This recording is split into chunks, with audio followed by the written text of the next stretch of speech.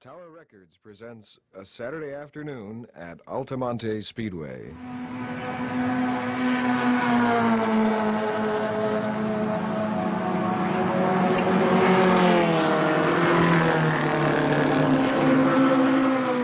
Hey man, thanks for stopping. Can I have a ride? Sure. Where are you going? Altamont Speedway. Oh, I didn't know they were racing today. Well, not exactly.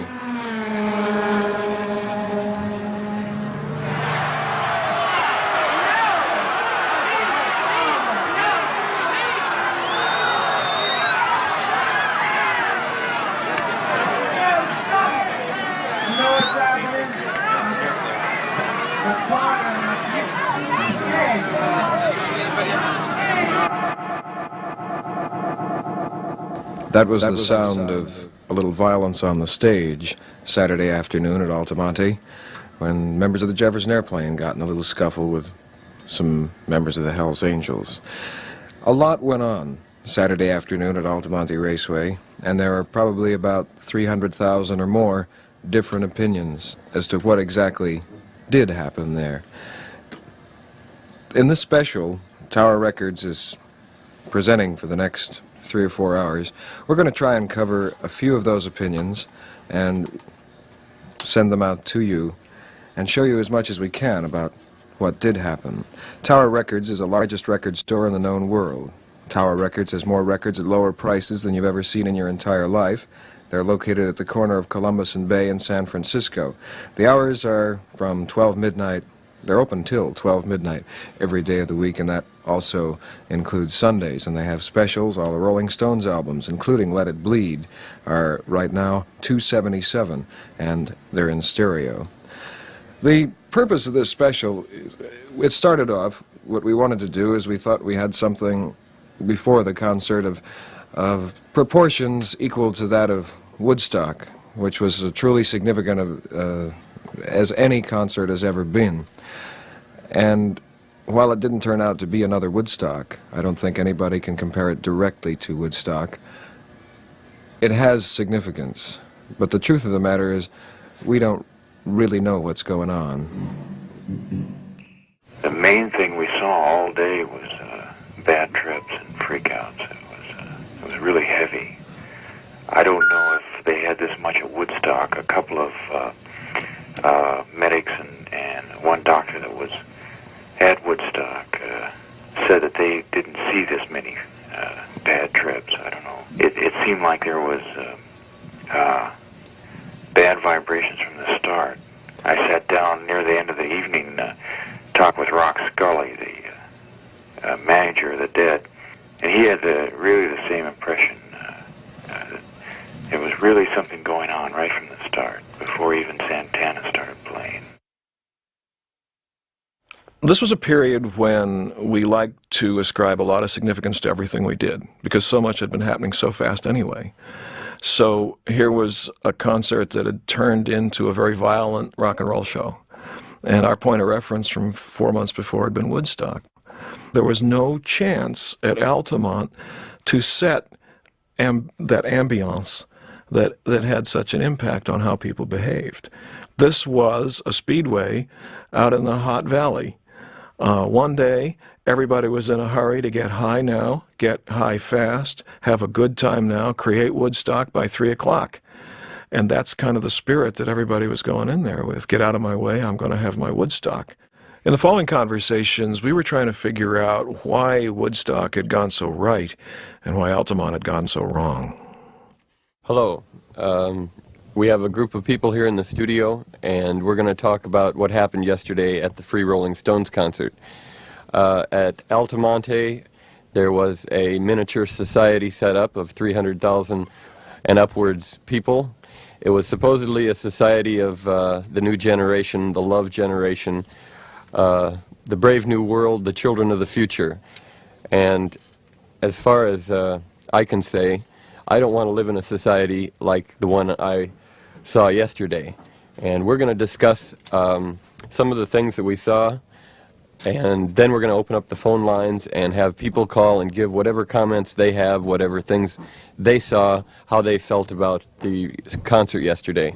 I mean, the lack of consideration, the total disregard for other people, and the lack of spirit, like, we're one community and we got to pull this thing off, and if there's a crisis, we got to work together, and that whole feeling was missing. There were times, during the chaos that was around me. I was in back of the stage. There was a medical center and a place for bum trips, and people were coming through there using it as a traffic area. And there were a lot of people lying on the ground, and people trying to minister to them and talk to them, people on bad trips. And other people were just walking through the area with obviously no regard for what was going on there. And when we tried to set up barriers and keep the flow of people out of that area, nobody paid any attention. They just kept shoving their way through, well, we want to get to the front of the stage, and giving excuses about, well, I left my party back at the front. And I don't know, it was very, very strange. I didn't feel any sense of community with a lot of the people there. I felt like, these weren't my people. Should we talk For about... flower children, we were almost like infants. Well, one of the things that may come from, and one of the things that we've been talking about, is drugs, and the effect of drugs on that gathering of people, and whether you can put that many people together, let them all get stoned behind different kinds of things, on purpose and accidentally, and come off with anything like an ideal human ingathering, or whether it's just going to be a very unpleasant experience like yesterday. I think the drugs is another. The total irresponsibility as concerns drugs, the fact that people were giving drugs in wine and in bottles without telling people that there was Psychedelic drugs. rape. I got to jump in here because I was at Woodstock, and all of the things you're saying went wrong about the breakdowns in lines, and about the wine and the booze and the acid and the indiscriminate use of drugs and all of that, and even the bad drugs. All those things that happened here, they happened at Woodstock too. But it was a different thing. I can't explain the difference in feeling. Coming in to this one, I felt the same way as I did at Woodstock. Coming into Woodstock, I was freaked. It was big. I was afraid. But then it got together. Well, what was the difference? That's what I'm trying to get to. And coming into this concert last night, I had that same good feeling that I had at Woodstock when it all got together. But this one never came together. It never got together to the point of a universal kind of thing that sparked inside of everybody and said, hey, let's all get behind the spirit of this festival. And the spirit of Woodstock was a getting together in the way we're talking about it. The spirit of altamont, I guess we're going to have to learn to pronounce it because it's going to be around a while. Altamont was the hell with you, brother. I want to see the Stones. The spirit of Altamont was, I don't give a damn whether you've got a ride home or not, I don't give a damn whether you're on a bum trip or not. I'm on my trip. You're on yours. There's a lot of talk about where the blame should be for this concert being so bad. Maybe it's because they didn't have a chance to do the stage right. Maybe it's because they didn't have a chance to think out crowd control. You can go over anything and find something to beat yourself up over. I think basically everybody involved in that did the best they could with what they had, and it was sucky. It was terrible. And I think there was an awful lot of naivete that got shattered that day. Now, what you'll hear in these conversations are our attempts to try and figure out our own involvement and maybe our own blame for the situation. Okay, hello, you're on the air. Hi. I was right on the side of the stage, and I just sort of like to report specific things. I saw about 5 fist fights. A friend of ours was walking with us, and I guess he took a picture of an angel, and the angel grabbed his camera and ripped out all the film. A friend of mine stepped on an angel's hand, and the angel threatened to kill him or something. And these things were going on, and we were wondering why the angels were like the guards on stage. It was very frightening, and I think whoever put them on stage as guards like it was a very irresponsible act. Like we were all in terror of them, you know, like I was going to criticize them, and everybody hushed me up because they were afraid that they would be beaten. Right. And you know, just in the small area that I was in, like I saw so many fights. I saw a girl dragged across the stage by her hair. There was a girl hit by a bottle. And then in general, like there was no feeling toward people on bad acid trips. There was a girl beneath my feet who was getting kicked and walked on, and people wouldn't help her. And I had to like try to help her out of the crowd with another girl. And then people around me said, "Oh, you should have left her alone because she would have worked out her trip." You know. Right. And in general, it was very frightening. And I think I think it was the angels were primarily responsible for the violence because out of the 5 fights I saw, like an angel was involved in every one of them.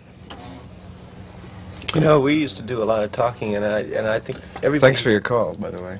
Everybody has the problem of fitting this into his own experience. But I remember all the stories where you read that 8 people on the bus and didn't do anything while a couple of kids beat up an old lady, or some outrageous story like that. Stories, Kitty right? Genovese's, where X number of people witnessed a murder and didn't call the police. Yesterday, a lot of us did that. Really, a lot of us, and I did too. And I think that maybe a lot of people come to some understanding about why that happens and what the dynamic How of do it you is. confront the Hell's Angels? Well, how do you confront 8 little kids with knives and I mean, you know, how do you do it in any circumstances? There were enough people there to confront the Hell's Angels, and I didn't do it either. But You see, by confronting the Hells Angels, you're condoning their violent trip. You know, the only way you can confront them, at least in that situation, was through violence, a power trip. People tried to talk to them. The airplane, most of the groups, even Mick Jagger, tried to talk to them, and that just did not work. Speak out against the madness. We got to ask you, please, absolutely no profanity, and Scoop is fielding the calls. Hello, you're on KSAN. Hi, you were talking earlier about the difference between what was happening at the festival yesterday and at Woodstock. I was also at Woodstock and got there on Sunday afternoon, you know, when the people who had been there the whole weekend had gone through the mud and the rain and everything. And there was a difference. And the one thing that I attributed to, not the only thing, but one thing, was the fact that of the way that the stage had been constructed. And that at Woodstock, it was elevated, you know, to such a degree that you wouldn't even consider trying to rush it. And so the people sat back, and they just enjoyed it. Everybody could see and everybody could hear. But the idea of trying to, construct a stage such as the ones they had yesterday, one that wasn't off the ground that far, naturally people were going to try and get up as close as they could. They wanted to touch Mick Jagger. They wanted to get as close as they could to Crosby, Stills, Nash and Young. And so from the very beginning, people were like smashed up against there. And then finally, when the Stones did come on, I was off the stage to the side in one of the equipment vans, and the look of just pain and exasperation on the people's face who were, being crushed, being smashed right up against the stage. Well, I think maybe you're raising a good question here. Did the people have a good time? Did you have a good time? Well, I did, because I was in a pretty safe place. I was off the stage in one of the equipment vans, but in relation to what happened yesterday in Woodstock, like when I got there at Woodstock on Sunday, I walked from the front. Instead of coming from the back, I walked from the front and found a place about 20 yards away from the stage. And nobody was hostile. I mean, they were passing food out, and people were making place for those who had come late.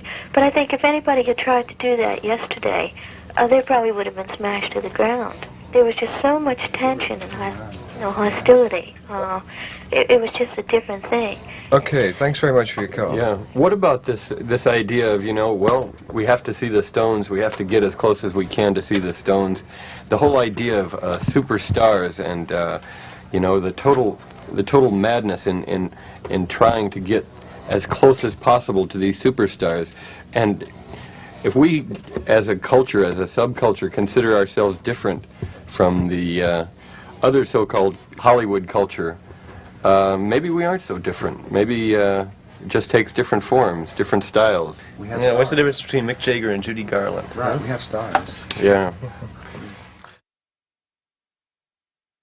The Rolling Stones always kept it simple. They had a very, I think, very wry way of dealing with just the purest essence of rock. And I think in that way, they took it to a new high without complicating it.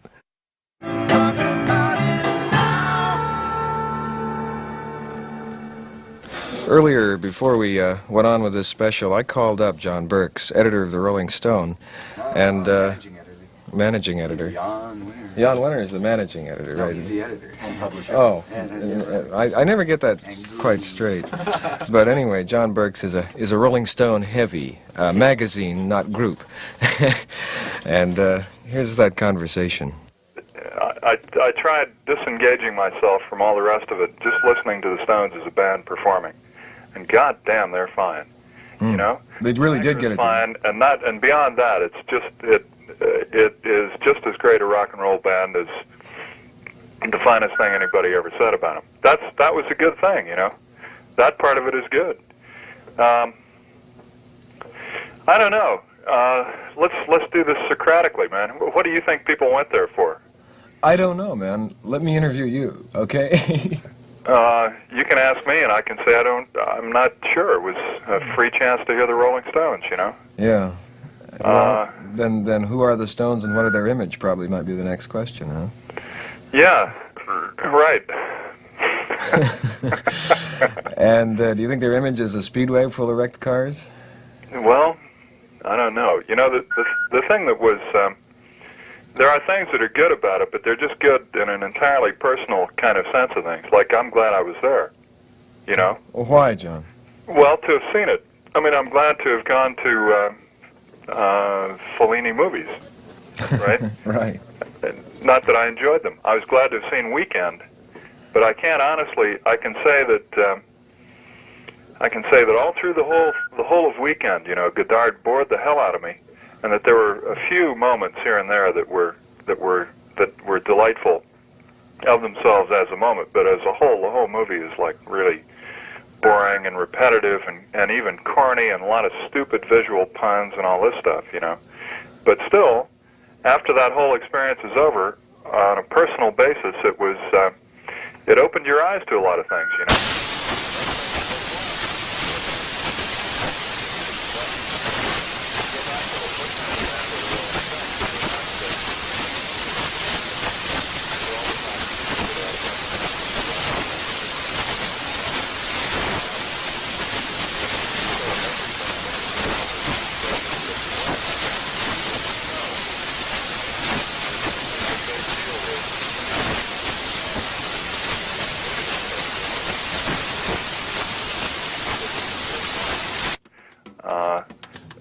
That man digs violence, all that kind of thing, you know. And it's like by pronouncing it, by saying it right out, by not hiding anything, you become aware a little better, maybe, of who you are and what you're about. Please allow me to introduce myself. I'm a man of wealth and taste. The news media at that time, I think, was a lot less sophisticated than it is nowadays. And I don't think the mainstream news media of the Chronicle and the Examiner fully understood. They were writing typical hippie, Okie from Muskogee kind of stories in those days still. And when those of us who were in that hip culture saw that stuff, it was just so clearly out of touch that we didn't take it very seriously. That's why we had our own alternative media, which was even harder to take seriously sometimes, but at least it was ours. The next day, the story in the Chronicle was like a cookie-cutter Woodstock story, because it really didn't capture the essence of what was going on. It didn't sound like anybody had really gone there. And we were kind of used to that. That's part of why we were getting our radio station in there with a phone line, was to try and get the information out, because we saw ourselves as a media. Fancy that.